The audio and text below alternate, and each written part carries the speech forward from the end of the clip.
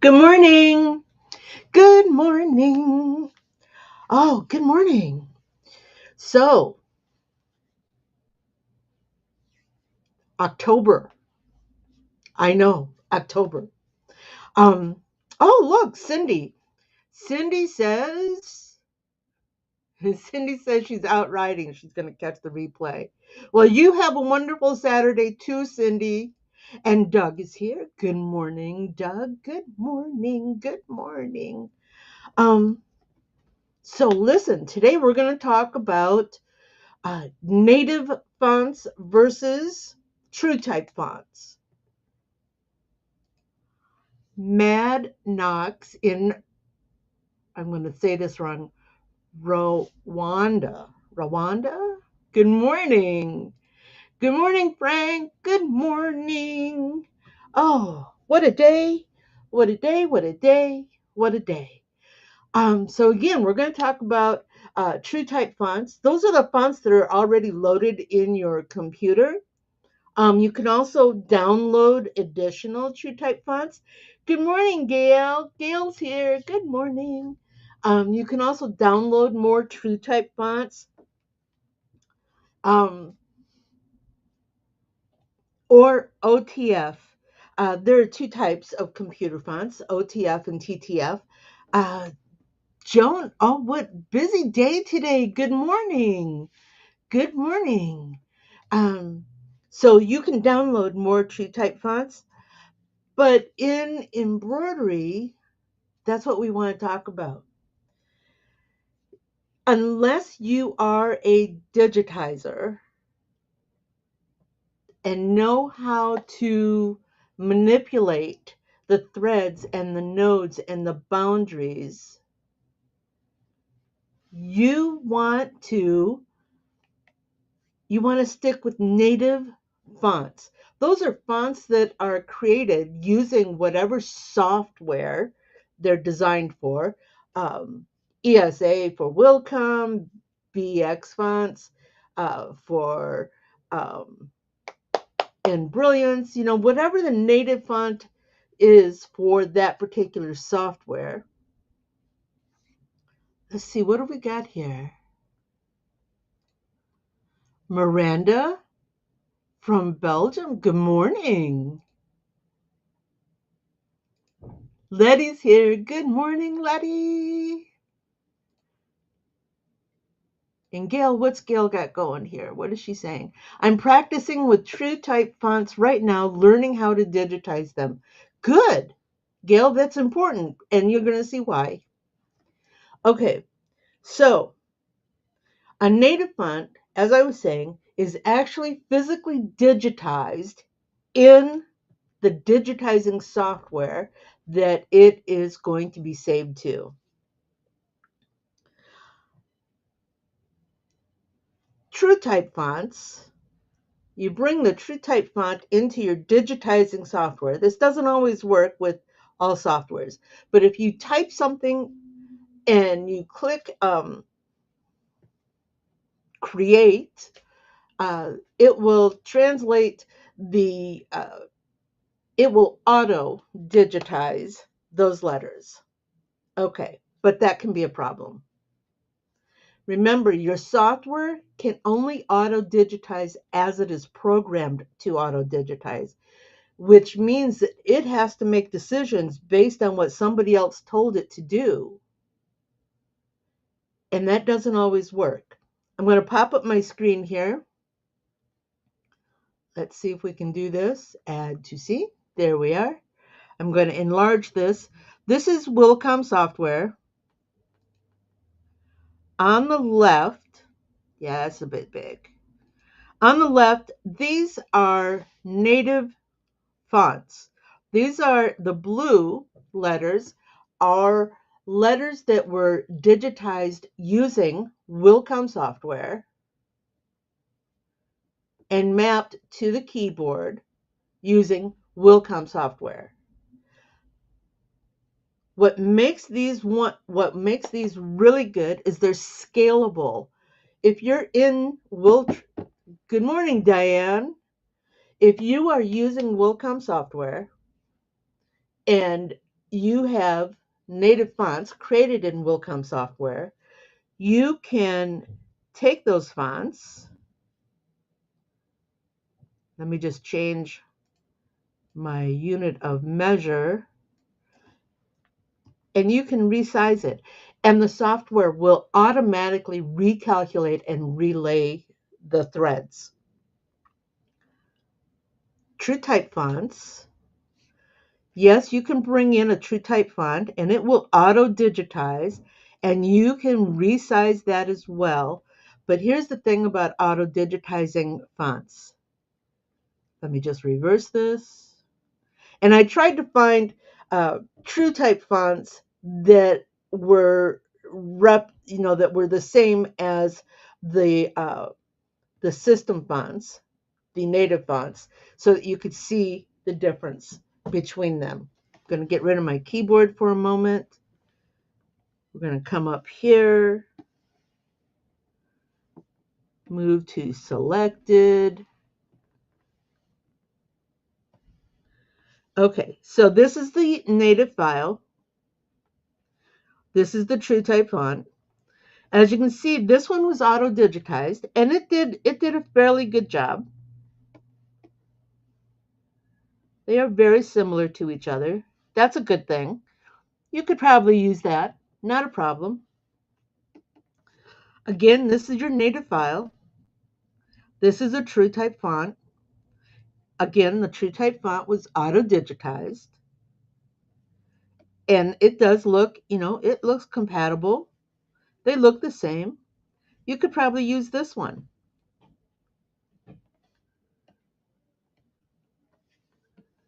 This is just a simple block font. TrueType, or I'm sorry, this is the native font. This is the auto-digitized font. Can you see the difference here? I'm going to break this apart so I can pull this B. The A looks okay, really usable. The C is fairly usable, but look at this B. How do you feel about this B? I'm not liking, I see, it's trying to make the same decisions, but it got off when it came to this angle right here. Now, if you are a digitizer, you can fix that. You just open it up, you go in, and you change the angle, maybe add a new angle, but you can fix that. But not everybody is a digitizer. Yeah, that doesn't work either. So they're not digitizing, they're just auto creating the letters they want. Well, this letter is bad. We don't want this letter. This letter is going to be an eyesore in our design file. Go to the next one. Now, this one I couldn't find an exact match, but the idea is the same. Do you see what's wrong here? The software did not know that this is an arm that should have laid on top of the back of the C. And again, the stitch angles are all bad. And again, this one would be terrible in a design file. You don't want that one. Here's another B that doesn't work well. This here is, what font was this? Oh, Times. Roman Times. Times Roman. But look, it tried. It knows that there's a piece here. It knows that it needs to make two bumps, but it just doesn't get it right.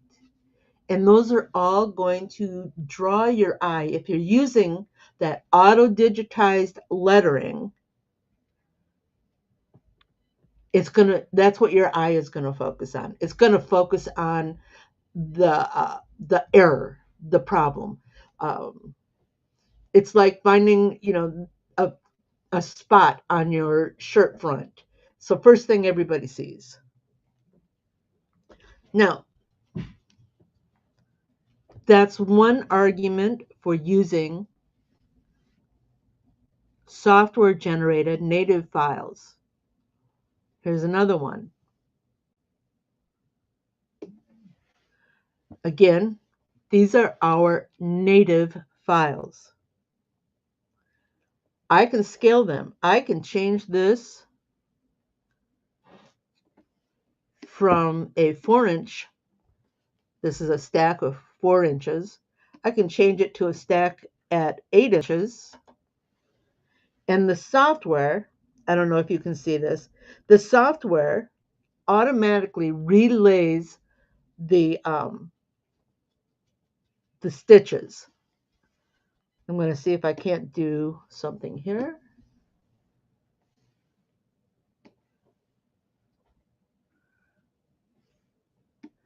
Hold on, just stick with me for a moment. Going to go back to our original size, bring up this board in 5058. That original size had 5,058 stitches. I'm going to enlarge this again. Oops. Let's get the whole thing to 8 inches. Anybody got a calculator out there? Can you multiply our number by 2? This one has 10,963 stitches. About double. Maybe a little more because, there's some new expanse. But it actually resized and relayed all those stitches exactly based on the parameters you set, your densities, your underlay, everything that you set. It doubled your stitches. These are those same letters in a DST file that's been brought into software. The majority of your fonts that you're going to buy are not native fonts. They are machine fonts, and we all know that machine files are the files that our machines can read. DST, PES, VP3, EXP. Those are all machine files. If I take this machine file and I enlarge it to 8 inches,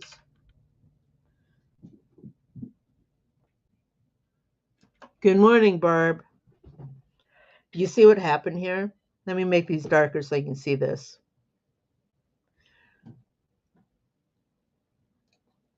This file set, we're going to go back to doing our math. Let me erase these numbers. Numbers erased. Our 4-inch DST files were 4,307. We're going to take that same set again. Oh, that was wrong. All right, let me go back. At our 4-inch size. Oh, somebody's calling. I have to put them on hold. Let me erase this. At our 4-inch file size, 4,269 stitches. At our 8-inch size, 4,307 stitches. Do you see that problem? The machine file, in this case it's a DST, again it could be a PES or a VP3 or an EXP, any file that the machine can read. The machine file does not know how to lay in the extra stitches to fill in the densities. Again, let me darken this so you can see it better. So that is your purchased non-native file.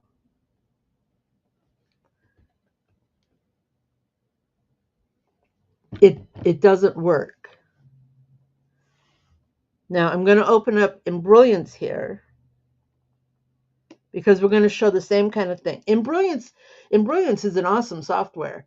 It when I started buying the modules for Embrilliance, and this started years ago, I was buying just the editing modules because as I was digitizing, if I were bringing in a machine file and needed to do some editing, maybe I'm laying two designs one over the other, and I needed to create a void of stitches. I needed to remove the stitches that were under.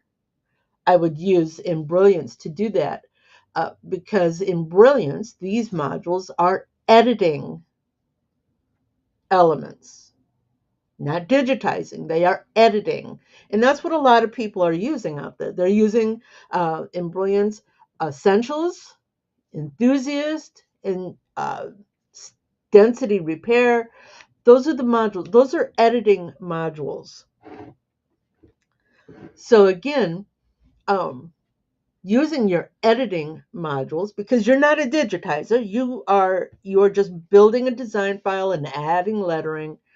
You want to add lettering, and again, you need to find lettering that is native to the software. This particular lettering is not a native software. And how do I know that? Native software that is built in Brilliance for Brilliance, does not have this needle marking. These are softwares that these are fonts that are BX fonts that I purchased and pulled into the software. But I know it's not a native font.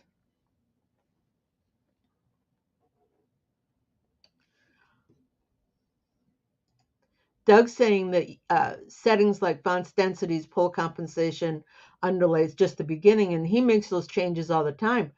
But yes, Doug, but you are a digitizer. You know how to digitize. I am talking to the person who does not have digitizing software, or if they have digitizing software, their goal is to create a new design file and add lettering to it. My argument here is going back to Wilcom. Come along, little doggy. My argument here is that if they decide to use a true type font,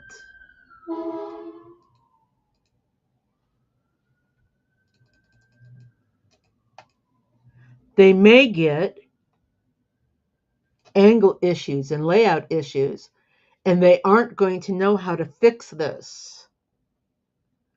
As a non-digitizer, somebody who is just coming in and wanting to lay text in a new design file, in a file that they're creating, they're merging multiple pieces together to create, they're merging multiple pieces to create a design that they want to put on their machine and stitch out. They may be using a true type font because maybe their system is limited in the native files that it has, and the font they want to use is something really pretty and scripty and whatever, and they load in the true type font, and this is what they get. So again, we're talking to the non-digitizer who does not know how to break this lettering apart so that they can fix it. So again, over here, where are we? Oh, I was on Embrilliance. So again, this is a non-native BX file. This is at, oh, this is at 18, no, 8 millimeters tall. Let's even that out. Okay, so now we're at 8 millimeters tall. The stitch number on this one, the stitch count, and again, let me just clean this up. The stitch count on this one is 396 stitches. Oh, give me back my 6. And if we, and oh, that's where I was going. The thing about embroilliance is that it is intuitive. You can enlarge a non-native file and it will roughly relay those stitches. For example, this that we were at 8, let's just double it. So now we're at 16,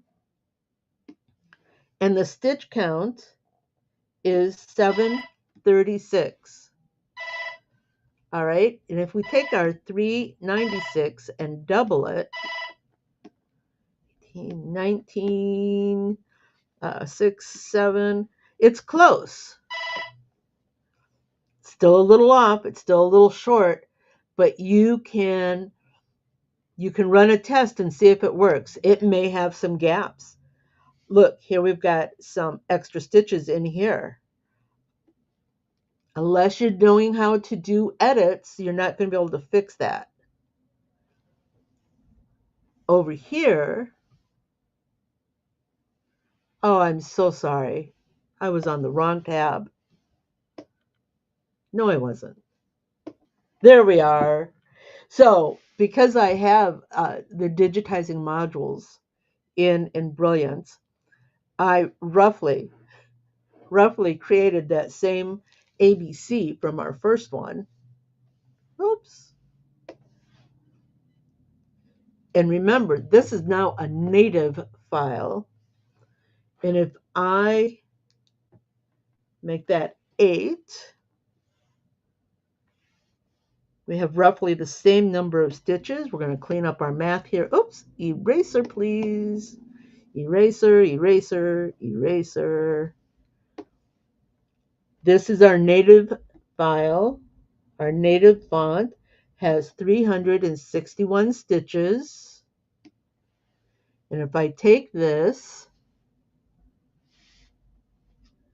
and I make it 16 like we had the other size, and I go back, and now we have 809 stitches. And those extra stitches, remember, it's going to relay in, it's going to recalculate and lay in the stitches as needed to make this a full design. Joanne, let me see what you've got here.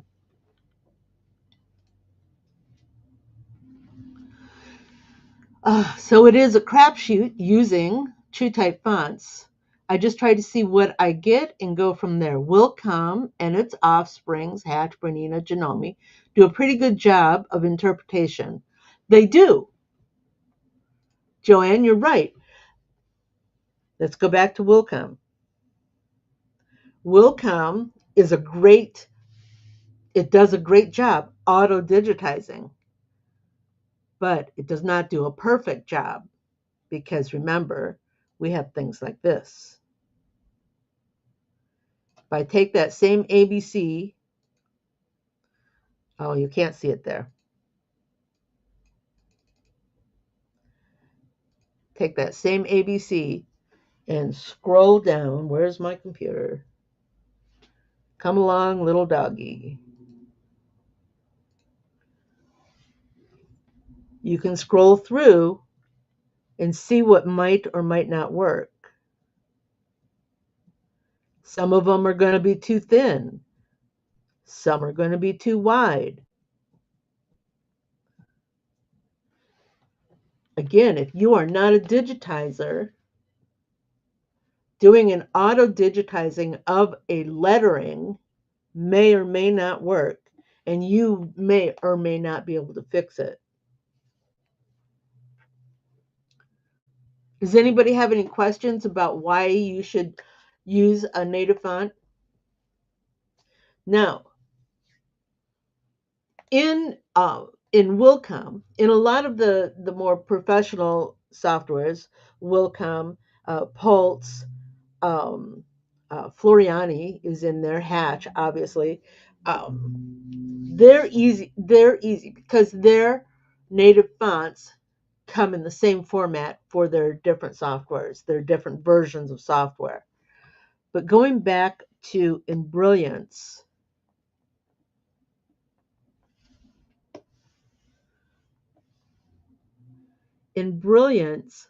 there are dozens and dozens of vendors out there that create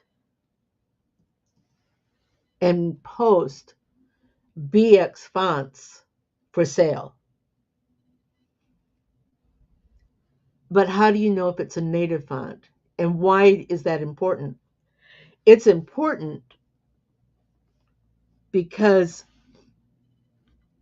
if they're using, if they're creating a font using DST machine fonts that are out there, and there are, let's say, for example, this vendor sells a DST, an EXP, a PES. In this whole thing that they're selling, they have all of those machine fonts available in that one package, including the BX. Well, here's the thing. In the BX, they have taken the DST files and using a software program that they have called Alpha Tricks, they are mapping this DST file to the keyboard so that when you type it, it comes up ABC. Instead of having to pull in a native file, or excuse me, having to pull in a DST machine file and place it. So the trick with BX files is you need to take that extra step and you need to ask the person selling the font, selling the BX file, did you create this using Brilliance digitizing software? If they can't answer that, or they won't answer that, I mean, come up big now. There we are. If they can't answer it or they won't answer it, it's quite likely that it is not a native file, and you will not be able to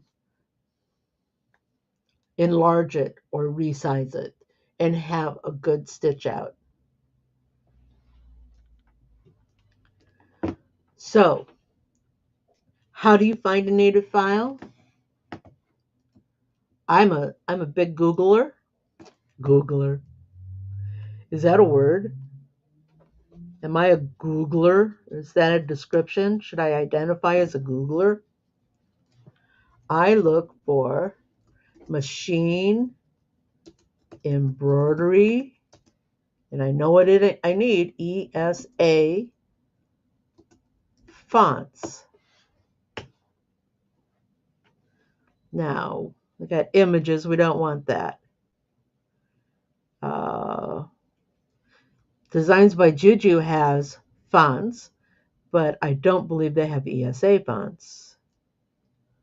Stitchtopia has fonts, but they're not ESA fonts. Oh, Gail. Gail says that Embrilliance has a list of credible digitizers that make BX fonts.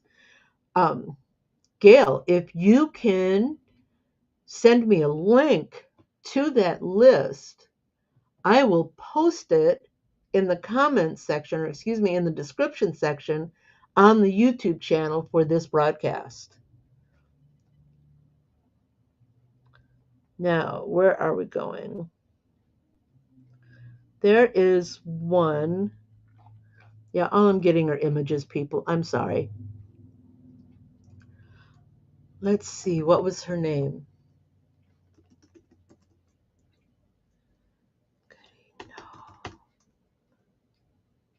What is her name?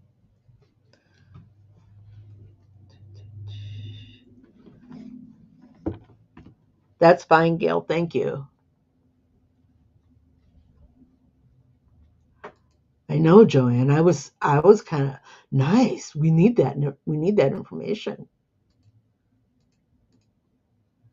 Okay.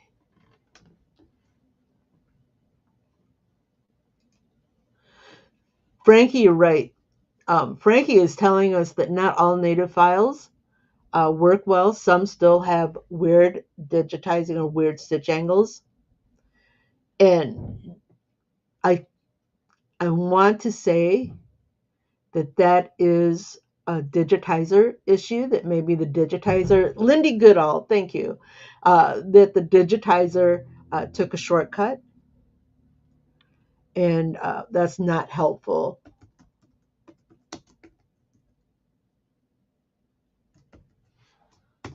I know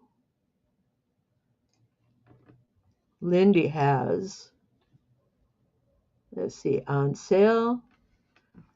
She's also got some great books. Let's see.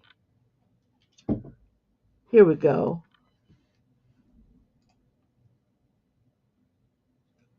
This is listed as an ESA font. That means that she created this font in Brilliance using the font creator that in Brilliance, it's a module within in Brilliance. I know there's another one. And just a moment, there's another one that I really like. Let me see if I can find it. Nope, that's my font list. Let's see. I think it is in Embroidery Designs, Fonts. If Jeff Fuller were here, he'd be able to tell you right away who it is. Writing Designs. That's not what I want.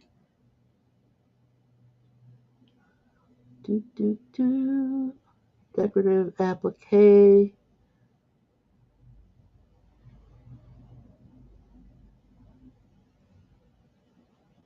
I will find that digitizer. I will find that font maker, and I will list it in the description area of not the description area. Yes, the description area on the YouTube channel. But we'll get that covered. Okay, so again, that is my very strong argument for non-digitizers to use native fonts over true type computer fonts that are auto-digitized in system, or font sets that are created using mapped machine fonts. Very important. If you have any questions, you can reach me at quick2stitch.com. You can reach me on Facebook under Quick to Stitch, and you can Google Quick to Stitch and you will find me. So, again, if you have any questions, go ahead and send them. I'll be happy to answer anything I can. If you have an idea for a subject for this broadcast, if there's something you want me to explore, just let me know. Joanne, thank you. Thank you so much for being here today. Thank you. And we'll do something new tomorrow, or excuse me, next week. Sorry, I got Kat distracted. She's wanting some attention. You all, thank you, Gail. I'll go grab it. You all have a great weekend. Have a great week, and we'll do this again. All right, then. Bye bye. Fun? Do you have more questions? Do you want to learn something new? Join me at quick2stitch.com for coffee and conversation, and we'll talk about it. Embroidery machines, designs, and business. Hope to see you soon. Bye now.